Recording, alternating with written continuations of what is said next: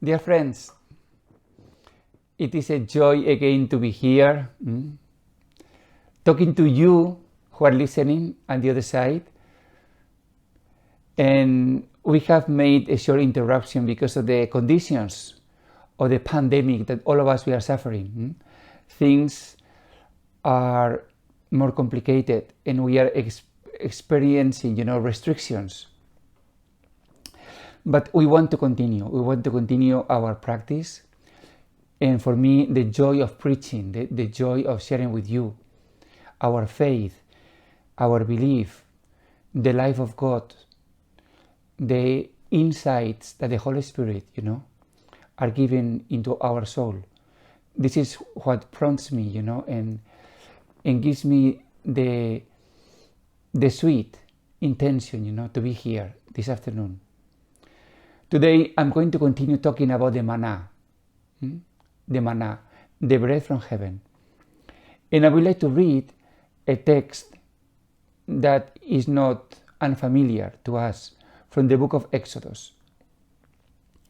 Yahweh then said to Moses, "Look, I shall rain down bread for you from the heavens.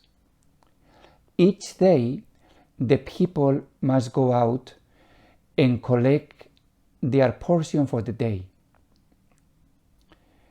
I propose to test them in this way to see whether they will follow my law or not.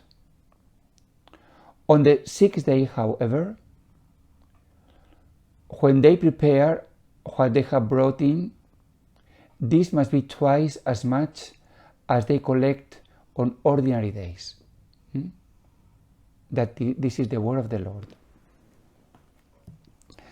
So, the manna is already familiar to us. And as I told you in the last talk,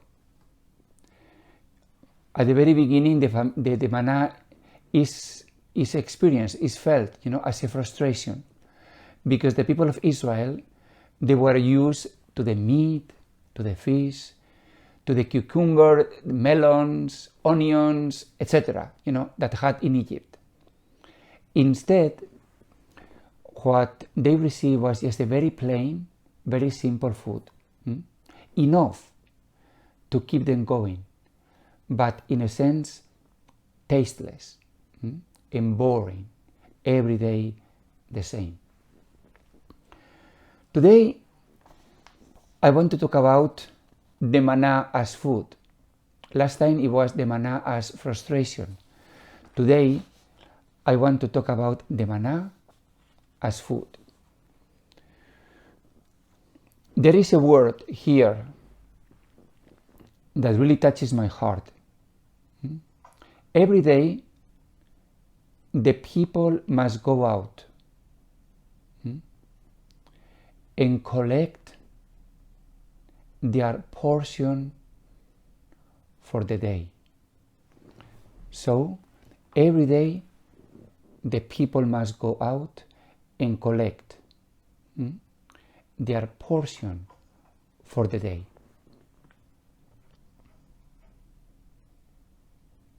So that means that every day, the same that we ask in the Our Father, in the Lord's Prayer, give us this day our daily bread.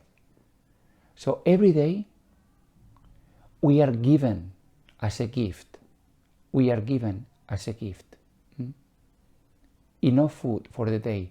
And this is what is called our portion. This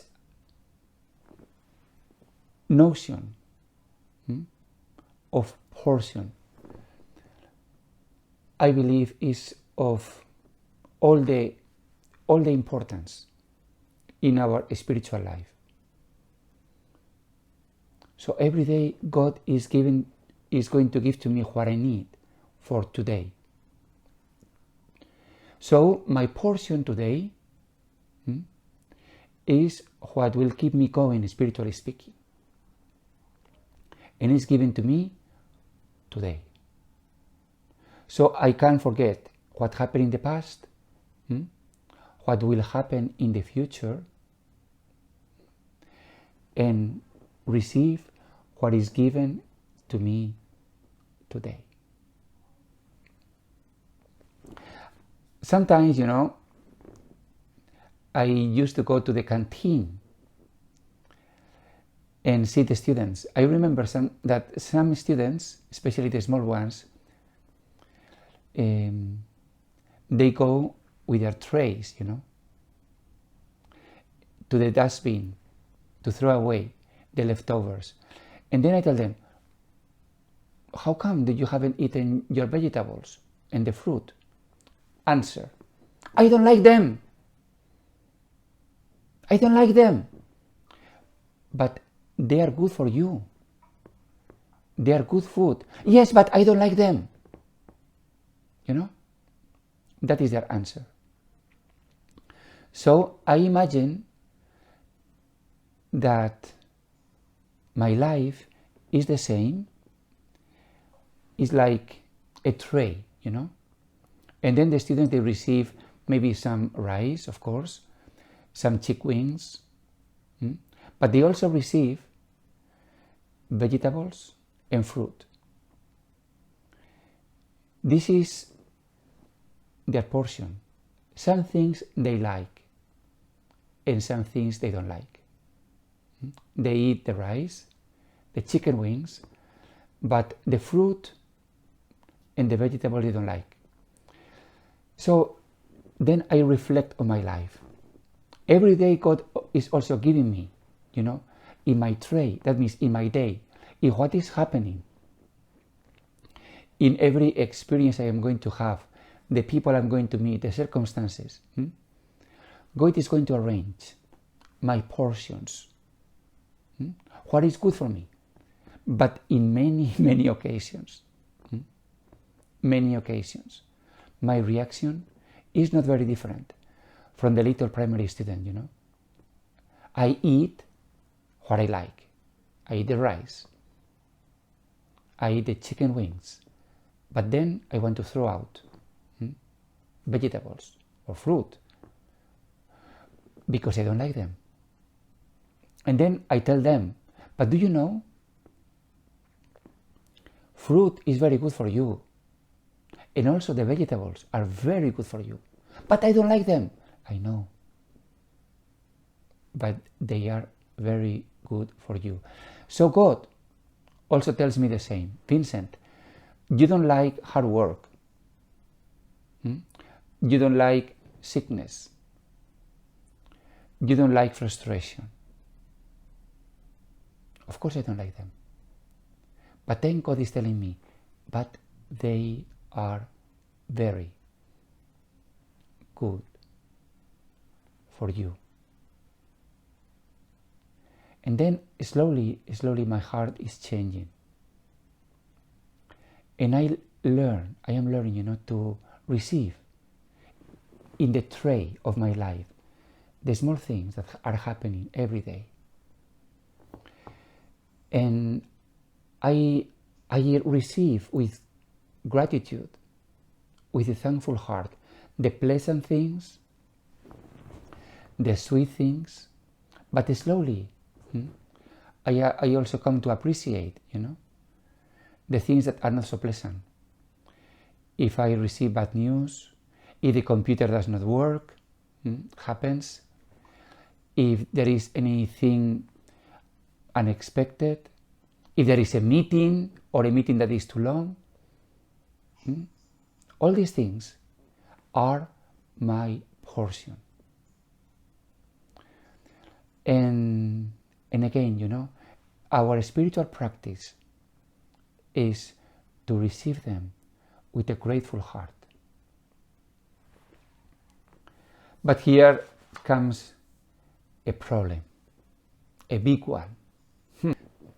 So there is a big problem because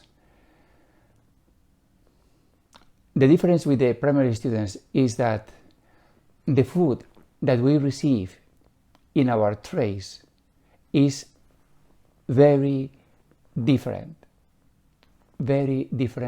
from one another. I remember when I was a child that my mother's cousin came from Rome, and then she gave us some gifts to me, to my brother and I, and to me. And then I remember that my brother didn't like what he received. And then he complained, I don't like this, I want my brother's. I don't like what you have given me. And then I remember that the lady, she tried politely to tell him, listen, when you receive a gift, you have to say thank you and to be polite. You don't say I don't like it. That was my brother. He was very young then, maybe 5 years old. But the point is that as soon as my brother received the gift, he compared with my gift. And he preferred my gift than his. And then he protested. That is envy. That is deeply rooted in each one of us. We compare with others. I want to talk to you about this extremely painful emotion. We hear, for instance, in the first book of Samuel, chapter 18, verse 7 to 9, the women played and sang. Saul has slain his thousands, David his tens of thousands. Saul was very angry and resentful of the song, for he thought, they give David tens of thousands, but only thousands to me. All that remains for him is the kingship. From that day on, Saul kept a jealous eye on David. From that day on, Saul was jealous and envious of David. And then, of course, the most painful example is the story of Cain and Abel. Abel became a shepherd of flocks and Cain a tiller of the ground. In the course of time, Cain brought an offering to the Lord from the fruit of the ground, while Abel, for his part, brought the fatty portions of the firstlings of his flock. The Lord looked with favor on Abel and his offering, but on Cain and his offering he did not look with favor. So Cain was very angry and dejected. Then the Lord said to Cain, why are you angry? Why are you dejected? If you act rightly, you will be accepted. But if not, sin lies in wait at the door, hungry to get you. You can still master it. Cain said to his brother Abel, let us go out in the field. When they were in the field, Cain attacked his brother Abel and killed him. That is the story of envy, and how envy leads to sin, to murder. Why? Because Cain thought that his brother Abel was happier than him, was more successful than him. Then he looked dejected, he looked angry, he was unhappy, because Abel, was favored by God and he was not. Envy. Some people are happy, some people are not. Some people are successful, I am not. Other people have many things I don't have. Envy. I want to read to you now a dialogue from a TV series called The Fall. This dialogue, I find it simply amazing. For me, it is the climax of the whole series. Actually, the series is about a person totally crazy. He's a killer. He's a serial killer. And then in this episode, in this dialogue, he explains to a friend why he behaves like that.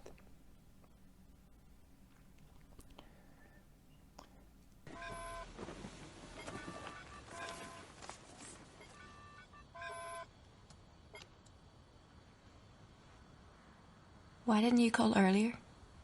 I've been busy. How are you? Where are you? Is that your study? Have you moved back home? No, I haven't moved back home.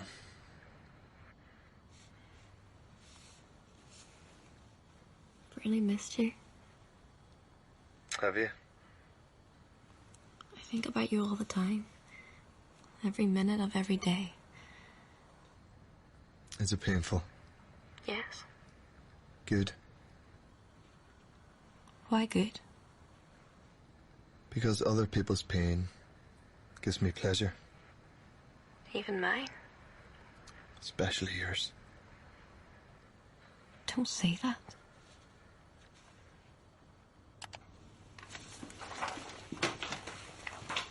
Right, I'm gonna get changed. You get ready for sleep.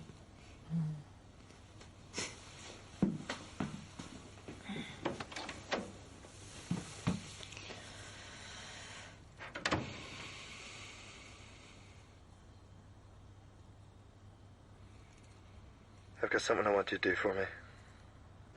What? Need you to go to my hotel room. I just don't know how to get you in. That's easy. Is it? I have a key. How? I got one cut. Why? I don't know, I just did. Then maybe you're ready to take a next step. More than ready? I don't mean that. And what? Are you ready to embrace the darkness? I'd do anything for you. Look. I filled it out for all the murders, saying you were with me every time. I've researched it. It's really believable. There's a lot of sex. I told you already, it's not about sex. It's about deciding the essential nature of the world. Is the world a place of pain and suffering, of grief and despair? Or is it a place full of joy, all sweetness and light? I don't know. Oh, I think you do. Your father was decapitated in a motorcycle accident. Or have you forgotten? No, I haven't forgotten. It's okay. My mother killed herself when I was 7. Left me alone and unwanted. There's suffering all around us. Why not take some pleasure from it? I don't know how to get pleasure from suffering. Yes, you do. Take your sexy friend Daisy. You think she's sexy? How would you feel if suddenly she began to fail? Fail her exams, fail with boys. If she suddenly lost her good looks. How? She got fat. Or a madman threw acid in her face. A random, motiveless attack. that would be too much. Would it? Why should she have it all? Why should she be the one that's clever and sexy and popular? Why should she be the one with parents who adore her? Happiness in others is an affront to our own pain and misery, Katie. If other people's happiness pains us, then why not reduce that happiness? Nurture your envy, Katie, your anger. It's the way forward. What is it you want me to do? Of course, this is just a movie, but I believe that there are cases where people have experienced something like that, have experienced a tremendous blow. They are wounded. They are deeply wounded. Left me alone and unwanted. There is suffering around. And then darkness is talking to us. Why don't you enjoy suffering? How? Getting pleasure, getting satisfaction from the suffering of others. Getting pleasure, getting satisfaction from the suffering of others. How? In the case of this man, he on purpose inflicted pain and suffering just for the fun of it, to enjoy, for the thrill of it. In most of us, in our lives, we will not do that. We will not do that. But this wound, this pain, this sadness, this envy is repressed. But being repressed, it doesn't mean that it's quiet, that it's dead, that it doesn't manifest. It will manifest. Every time that we see other people better than us, we will resent it. Every time that in our portion we receive things that we don't like, we will compare with others and we will resent it. Every time that we see joy and happiness of others will only remind us that we are not so happy, that our lives are not so successful, that I am not so good looking. So I will start to resent my portion. What is my portion? My body. White hair. Here I am losing hair. Wrinkles. That is my portion. My portion is also my gifts, my talents, my shortcomings. And then I compare with others. And I see other people more successful than me, better off than me, stronger, healthier. And when I compare and I see myself, I feel sad. Because the darkness, the sadness, the wound, the envy, they talk to me. And then I don't like what I have. I think life is unfair. Life is unfair. Why she? Why not me? Why that person is happier than me? Why he succeeds? Why he or she is more popular? Why? And what I want to tell you, my dear friend, is that this is the temptation of the devil. The devil tempted our forefathers, Adam and Eve. The devil told them, God does not love you. He doesn't want you to be happy. That is why he has forbidden you to eat from that tree. That was the temptation. But now, here and now, The devil is tempting me all the time. He's telling me, God doesn't love you. You see? That person is better than you, happier than you. Things go better for him than you.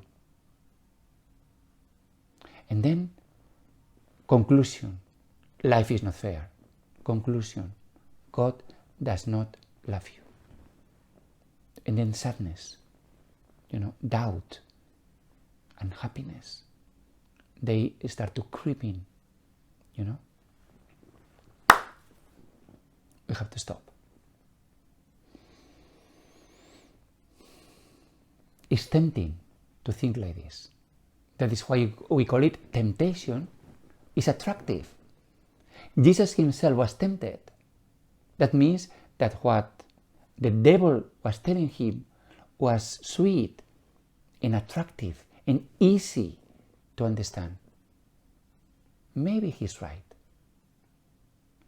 But the light within us, the love within us, from our deepest center, from our deepest soul, tells us to stop. And stop the devil. And stop the temptation. And tell darkness, stop. And tell yourself, I have enough. I am contented. I am satisfied. I'm happy. I'm happy with my life as it is now. I'm happy with my portion. I'm happy with what I receive every day. I'm happy with my hair. My hair. I'm happy with my wrinkles. I'm happy with my body that is decaying. My dear friends, this is the practice. This is the holy spiritual practice. The practice to tell God, thank you for the things I like and for the things I don't like. Thank you for the chicken wings that I like very much.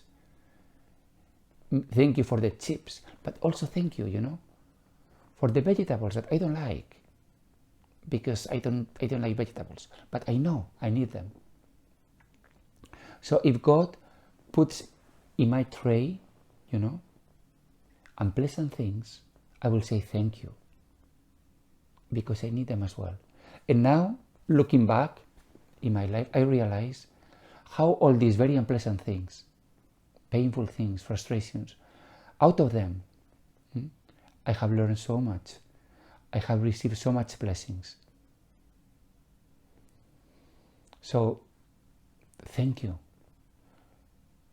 And I tell myself, what I have is enough. I don't want more. The portion is something that I receive, not something that I fight for. It is given to me. So I'm grateful. Give us today our daily bread. And along the bread, we also receive, as I'm saying, the negative things, the colds. Now, my dear friends, this is a very special time. Unique. We thought that it will never happen to us. We thought that plagues were things of the past. We read in the books about the pest and the plagues in the Middle Ages, or even the Spanish flu last century, but we thought that we are already, so advanced that this will never happen to us. And yet, a tiny virus is able, to make us, all of us, crazy and scared and terrified. In the book of Exodus, when the people of Israel were in Egypt, we remember that God sent plagues to Egypt. Those plagues, we can understand that in many cases could just be natural disasters, things that happen from nature, like the floods, like the locusts, etc. But the thing is that without faith, without understanding, without wisdom, without the Spirit, those plagues were a curse. Those disasters were experienced, as something evil. On the other hand, the people of Israel developed, wisdom and the understanding that even things in nature that are not according to our pleasure, according to what we think we should have, they are also sent from God. And with a humble spirit, with patience, the people of Israel learn to receive everything from God. And from this humble spirit and this acceptance came purification and growth and hope and salvation. St. Paul said, from trials comes patience, and patience is a virtue, and this virtue will produce salvation. My dear friends, the message I wanted to tell you today is simple, but at the same time deep. And this very simple message is not just about, I got it, I understood it. No, it has to be put in practice, as Jesus said. What you have heard, put it in practice. How and when? Every day. Every day. When you get up and you see the day is cloudy or shiny, there will be a voice in you of complaint or unhappiness. Then you need to listen to that voice and talk to that voice and say, complain, I know you, go to sleep. That is the practice. Or if you hear the news that the situation, in the world is frightening and you feel scared and upset because you don't know when this is going to be over. And complain, is coming up from your heart. You can stop that voice and say, complain, go to sleep. Because this is the portion. This is what the Lord has prepared for us today. You may not like it, and it is impossible to like it, but it is what we have been given, and we receive it with a grateful heart. If we receive everything with a grateful heart, it will be a blessing. That is the meaning of manna. Manna is a blessing coming from heaven, very simple. We don't compare with others. We just accept it. That is the practice. And this manna is able to heal our souls and to provide enough nutrition, enough nourishment, enough sustenance for our daily life. Is enough. My dear friend, I invite you from the deepest of your heart to tell to yourself, I have enough. It is enough. I have enough health. I have enough love. I have enough. What God gives me today is enough for me. Thank you, dear God, for the manna. Thank you for what you have prepared for me. I don't want more. I accept what I like, and I also accept what I dislike. everything is good for me. Thank you for everything. Thank you for my portion. May God bless you.